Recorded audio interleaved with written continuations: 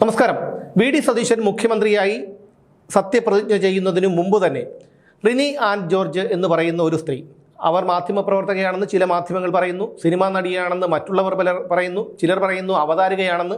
എന്താണ് റിനി ജോർജ് ചെയ്യുന്നതെന്ന് എനിക്കറിയില്ല. എന്തായാലും ഈ റിനി ജോർജ് മുഖ്യമന്ത്രി വി.ഡി. സതീശനുമായി നിൽക്കുന്ന ഒരു ചിത്രം പങ്കുവെച്ചുകൊണ്ട് എഴുതിയ വാചകങ്ങൾ പലരെയും അലോസരപ്പെടുത്തിയിരുന്നു. ഇനി പത്മനാഭൻ്റെ മണ്ണ് എൻ്റെ പത്മനാഭൻ ഭരിക്കുമെന്നായിരുന്നു ആ കുറിപ്പിൽ റിനി ആൻ ജോർജ് പറഞ്ഞിരുന്നത്. അതുതന്നെ തുടക്കത്തിലെ ഒരു കല്ലുകടിയായി പല മാധ്യമങ്ങളും അത് ചർച്ച ചെയ്തു. അതിനുശേഷം ആഭ്യന്തരമന്ത്രി രമേശ് ചെന്നിത്തലയുമായി നിൽക്കുന്ന ഒരു ചിത്രവും റിനി പങ്കുവച്ചിരുന്നു. പിന്നീട് സത്യപ്രതിജ്ഞാ ചടങ്ങിൽ പങ്കെടുക്കാൻ റിനി എത്തിയപ്പോൾ കൂവി വിളിച്ചാണ് യൂത്ത് കോൺഗ്രസ് പ്രവർത്തകർ അവരെ എതിരേറ്റത്. അത് ഒന്നും രണ്ടുമല്ല, നൂറുകണക്കിന് യൂത്ത് കോൺഗ്രസ് പ്രവർത്തകരാണ് അവരെ കൂകി വിളിച്ചത്. അഭിമാനമുള്ള ആരെങ്കിലും ആയിരുന്നെങ്കിൽ ഭൂമി പിളർന്ന് താഴേക്ക് പോയിരുന്നെങ്കിൽ എന്നാഗ്രഹിച്ചേനെ. പക്ഷേ ഇതൊന്നും തന്നെ ബാധിക്കുന്ന ഒരു വിഷയമല്ല എന്ന മട്ടിലാണ് ആൾക്കൂട്ടത്തിനിടയിലേക്ക് ചിരിച്ചു മറിഞ്ഞുകൊണ്ട് റിനി അന്ന് പോയത്. യൂത്ത് കോൺഗ്രസ്സുകാരുടെ ഈ കൂകി വിളിക്കലിന് റിനി മറുപടി കൊടുത്തത് തെലങ്കാന മുഖ്യമന്ത്രി രേവന്ത് റെഡ്ഡിയുമായുള്ള ചിത്രം പങ്കുവെച്ചുകൊണ്ടായിരുന്നു. ചിലരൊക്കെ എനിക്കെതിരെ ഓരിയിടുന്നുണ്ട് എന്നൊക്കെയുള്ള പരിഹാസക്കുറിപ്പോട് കൂടിയായിരുന്നു ഈ ചിത്രം പങ്കുവെച്ചത്. എങ്ങനെയാണ് അതീവ സുരക്ഷയുള്ള രേവന്ത് റെഡ്ഡിയുമായി ഈ റിനിയെ പോലെയുള്ള ഒരാൾക്ക് ചിത്രമെടുക്കാൻ അനുവാദം കിട്ടിയത് എന്നുള്ളത് അന്ന് പലരും സംശയിച്ചിരുന്ന ഒരു കാര്യമാണ്. എന്നാൽ ഇന്ന് യൂത്ത് കോൺഗ്രസിൻ്റെ ജില്ലാ പ്രസിഡന്റായ വിജിൽ മോഹനൻ ഇതേക്കുറിച്ച് ഫേസ്ബുക്കിൽ തന്നെ എഴുതിയിട്ടുണ്ട്. അദ്ദേഹം പറയുന്ന കാര്യങ്ങൾ വളരെ പ്രസക്തമായിട്ടുള്ളൊരു കാര്യമാണ്. എങ്ങനെയാണ് ഈ പാർട്ടിക്ക് പേരുദോഷമുണ്ടാക്കിയ റിനി ആൻ ജോർജ് എന്ന് പറയുന്ന ഈ സ്ത്രീ സത്യപ്രതിജ്ഞാ ചടങ്ങിൽ VIP പാസുമായി കടന്നു കയറിയത് എന്നാണ് വിജിൽ മോഹനൻ ചോദിക്കുന്നത്. എത്രയോ പാർട്ടി പ്രവർത്തകർ പാർട്ടി സമരങ്ങളിൽ പങ്കെടുത്ത് പോലീസിൻ്റെ മർദ്ദനമേൽക്കുകയും കേസുകളിൽ പെടുകയും ചെയ്ത എത്രയോ കോൺഗ്രസ് പ്രവർത്തകർ ഈ സത്യപ്രതിജ്ഞാ വേദിയിലേക്ക് കയറാൻ പോലും ആകാതെ നിൽക്കുമ്പോഴാണ് പാർട്ടിക്ക് പേരുദോഷമുണ്ടാക്കിയ ഈ സ്ത്രീ അവിടെ കടന്നു കയറിയത് എന്നാണ് വിജിൽ മോഹനൻ പറയുന്നത്. അത് പൂർണ്ണമായിട്ടും ശരിയായിട്ടുള്ള ഒരു കാര്യമാണ്.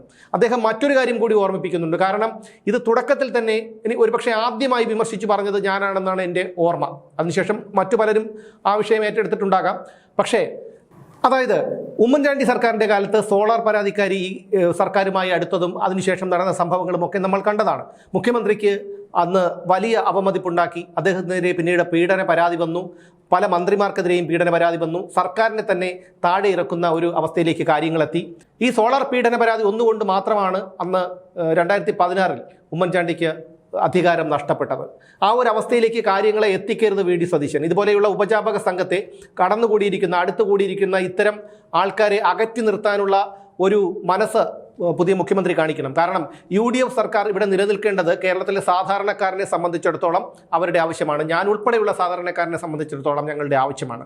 അതുകൊണ്ട് സർക്കാരിന് ഒരു അപമതിപ്പുണ്ടാക്കാൻ ഞങ്ങൾ ഇഷ്ടപ്പെടുന്നില്ല. അതുകൊണ്ട് തന്നെ ഇത്തരത്തിലുള്ള അവതാരങ്ങളെ മാറ്റി നിർത്തുകയാണ് ചെയ്യേണ്ടത്.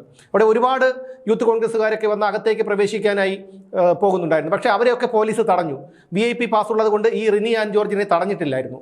മുമ്പ് പറവൂരിൽ വി.ഡി. സതീശനെതിരെ സ്ത്രീ വിരുദ്ധ റാലി നടത്തിയപ്പോൾ അതിൽ ഈ റിനി ആൻ ജോർജ് പങ്കെടുത്തിരുന്നു. അന്ന് ഇവർ കോൺഗ്രസ് വിരുദ്ധ ചേരിയിലായിരുന്നു. അന്ന് വി.ഡി. സതീശനെതിരെ ഇവർ വളരെയധികം പരിഹാസങ്ങൾ ചൊരിഞ്ഞ ഒരാളാണ്. പിന്നീട് എങ്ങനെയാണ് മുഖ്യമന്ത്രി വി.ഡി. സതീശനോട് ഇവർ അടുത്തത് എന്നുള്ള കാര്യം എനിക്കറിയില്ല.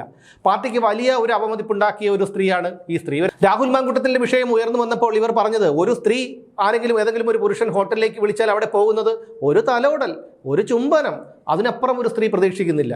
ഇതെന്താണ് ഒരു തലോടലിനും ചുംബനത്തിനും വേണ്ടി മാത്രമായി 10,000, 2,000, 2,500 രൂപയും കൊടുത്ത് ഹോട്ടൽ മുറിയെടുക്കേണ്ട വല്ല കാര്യമുണ്ടോ? ഇല്ലല്ലോ. അതിനൊരു തൂണിൻ്റെ മറവ് വരെ, അല്ലെങ്കിൽ ഈ വേളിയിലേക്കും അല്ലെങ്കിൽ മറ്റ് ശംഖുമുഖത്തേക്ക് ചെന്ന് കഴിഞ്ഞാൽ ഇതൊക്കെ ഒരുപാട് പേർ കാണിക്കുന്നുണ്ട്. അങ്ങനെ വല്ലതും കാണിച്ചപ്പോൾ എന്തിനാണ് ഈ പണം കളയുന്നത്? ഇത്രയും ഹോട്ടൽ മുറിക്ക് വാടക കൊടുക്കേണ്ട ഒരു ആവശ്യമില്ലായിരുന്നല്ലോ. അപ്പോൾ റിനിയുടെ ആ വിശദീകരണമൊക്കെ അവിടെ നിൽക്കട്ടെ, അതിനെക്കുറിച്ച് പ്രേക്ഷകർ തന്നെ ചിന്തിക്കുക എന്തായാലും. അപ്പോൾ റിനി കൃത്യമായിട്ടുള്ള ഒരു അജണ്ടയോടുകൂടിയാണ് രാഹുൽ മാങ്കൂട്ടത്തിനെതിരെ ഇത്തരത്തിലുള്ള ഒരു ആരോപണം ഉന്നയിച്ചത് എന്നുള്ള കാര്യം സ്പഷ്ടമാണ്, വ്യക്തമാണ്. അവിടെ സത്യപ്രതിജ്ഞാ ചടങ്ങിൽ രാഹുൽ മാങ്കൂട്ടത്തിലുണ്ടായിരുന്നു. പക്ഷേ അയാളെ ഒരാൾ പോലും കൂക്കി വിളിച്ചില്ല. ഒരു പ്രായപൂർത്തിയായ ഒരു സ്ത്രീക്കും പുരുഷനും പരസ്പര ഇഷ്ടത്തോടെ ശാരീരിക ബന്ധത്തിൽ ഏർപ്പെടാനുള്ള സ്വാതന്ത്ര്യം നമ്മുടെ ഭരണഘടന, നമ്മുടെ നിയമം തന്നെ നമ്മുടെ നാട്ടിൽ കൊടുത്തിട്ടുണ്ട്. അങ്ങനെയുള്ളപ്പോൾ അവിടെ രാഹുൽ മാങ്കൂട്ടത്തിൻ്റെ വിഷയത്തിൽ അതാണ് സംഭവിച്ചത് എന്ന് കോടതി പോലും കണ്ടെത്തി. അയാൾ ഒരാളെയും റേപ്പ് ചെയ്തതായി കോടതി പറയുന്നില്ല. അതുകൊണ്ടാണ് അയാൾക്ക് ജാമ്യം കിട്ടിയത്. അന്ന് എന്തെല്ലാം പുകിലുകളാണ് ഈ പിണറായി വിജയൻ്റെ സർക്കാർ കാണിച്ചു കൂട്ടിയത്. പ്രത്യേക അന്വേഷണ സംഘത്തെ രൂപീകരിച്ചാണ് ഈ രാഹുൽ മാങ്കൂട്ടത്തിൽ എന്ന് പറയുന്ന ചെറുപ്പക്കാരനെ വേട്ടയാടിയത്, അയാളെ 18 ദിവസം ജയിലിലടച്ചത്. ഇതിനൊക്കെ കാരണക്കാരി ഈ പറയുന്ന റിനി ആൻ ജോർജാണ്. ഒന്ന് ഓർത്തു നോക്കൂ. ഇതുപോലെ ഒരു സ്ത്രീക്ക് ഇത്തരത്തിൽ മുഖ്യമന്ത്രിയുമായും ആഭ്യന്തരമന്ത്രിയുമായും തെലങ്കാന ആഭ്യന്തരമന്ത്രിയുമായും ഒക്കെ തനിക്ക് വലിയ ബന്ധമുണ്ട്, കോൺഗ്രസ് നേതാക്കളുമായിട്ടൊക്കെ വലിയ ബന്ധമുള്ളൂ എന്ന തരത്തിലേക്ക് പൊതുസമൂഹത്തിലേക്ക് ഒരു ഫേസ്ബുക്കിൽ പോസ്റ്റിലൂടെ ഇതൊക്കെ പറയണമെങ്കിൽ അവർക്ക് കൃത്യമായിട്ടുള്ളൊരു ഉദ്ദേശം ഉണ്ടായിരിക്കണം.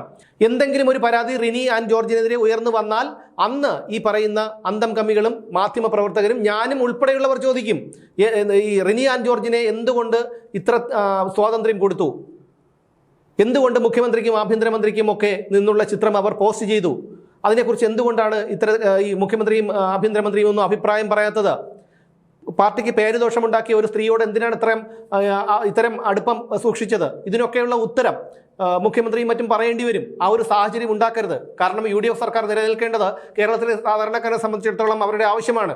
അതുകൊണ്ട് ഇത്തരം അവതാരങ്ങളെ, പ്രത്യേകിച്ച് ഈ റിനി ആൻഡ് ജോർജിനെ മാറ്റി നിർത്തുക, അവരെ അകറ്റി നിർത്തുക, ഇല്ലെങ്കിൽ അതിൻ്റെ പരിണിത ഫലം, അതിൻ്റെ ദോഷം ഈ സർക്കാർ അനുഭവിക്കും എന്നുള്ള കാര്യത്തിൽ യാതൊരു തർക്കവുമില്ല.